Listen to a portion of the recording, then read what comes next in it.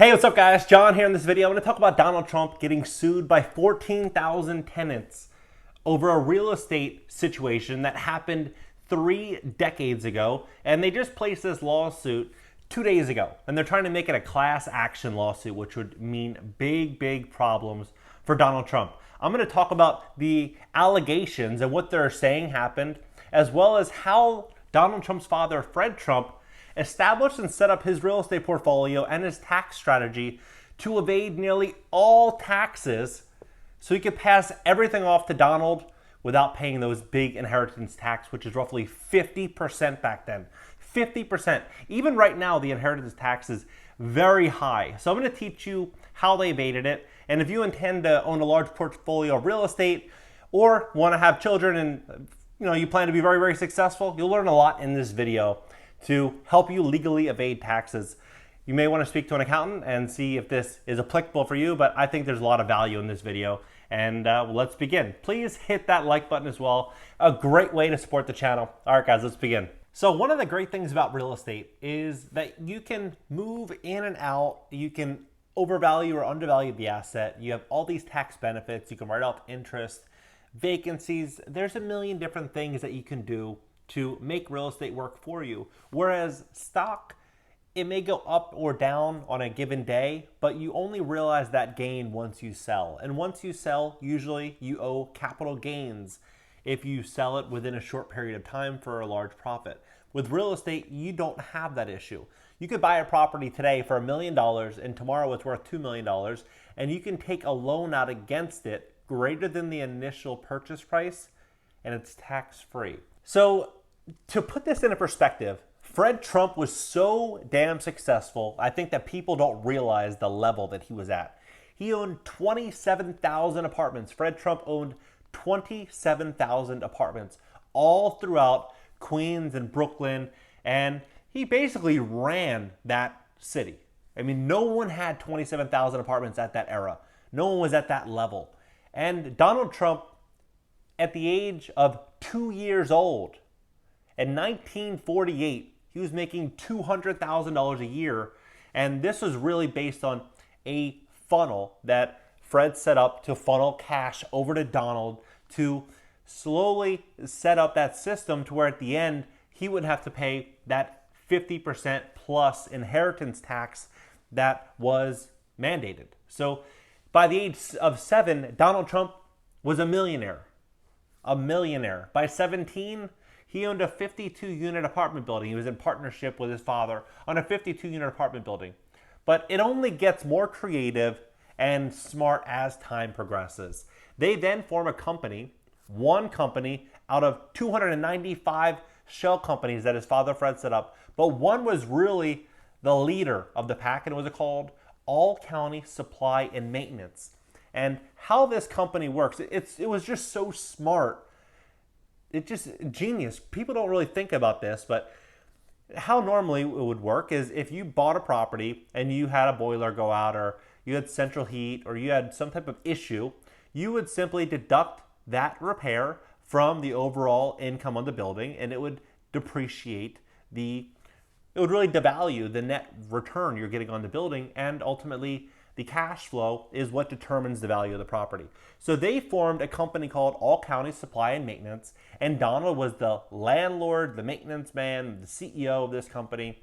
And what they would do is the maintenance man at the building would buy boilers and all the repairs and all the items they needed for repairs at a substantial discount, and then All County Supply and Maintenance would buy it at a 20 to 30% markup. This would then enable them to depress the valuation of the property because of the expenses associated with operating this building, and it would allow them to funnel the difference to Donald because this company is doing very well with a 20 to 30% markup and zero expenses, and it would basically set this system up to where they can run that across 27,000 apartments.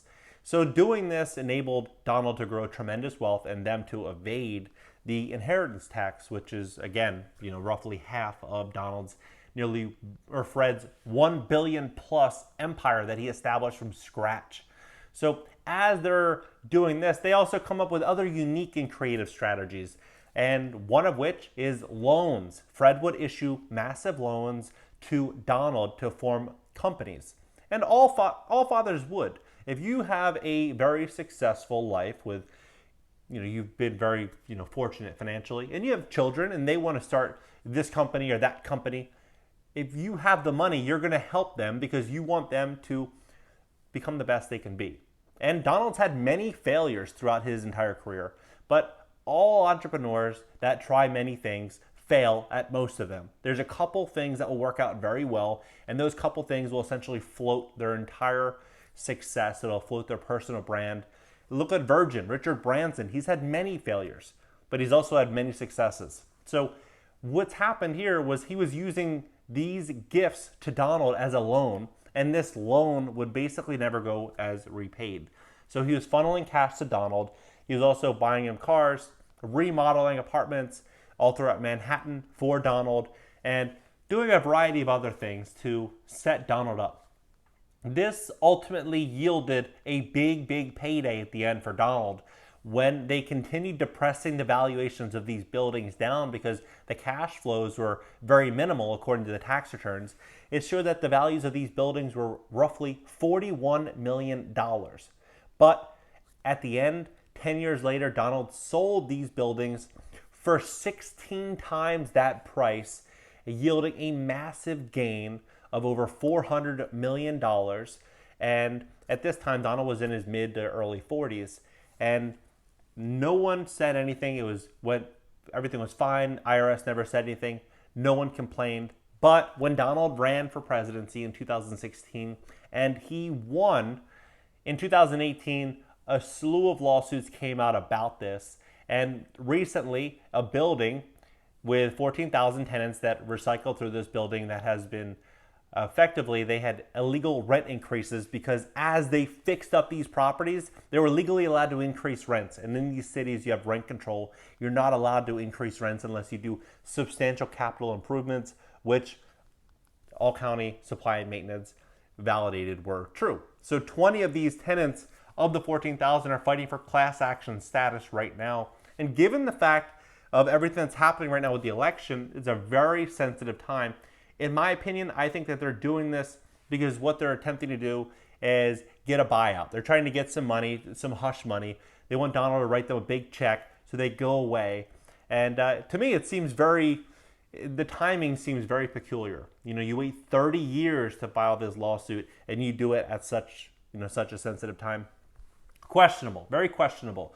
But at a certain point, as you grow a personal brand and you grow a massive success, it seems like all you're doing is increasing the target on your back for situations and issues. I'm not saying what they did was ethical or, unethical, but what I am saying is, they're definitely in the spotlight. And as this spotlight grows, so will their problems. So very fascinating. What do you think? Do you think that what they did was ethical? Would you do something like this? Very curious. Drop it in the comments below. I look at look at Jeff Bezos, founder of Amazon, one of the richest people in the world, if not the richest, and he pays no tax, pays nothing. John D. Rockefeller. You look at all these billionaires, they're paying almost no tax because if they do, it's going to take them a very long time to reach their goals. And their goal is much bigger than money. It's power.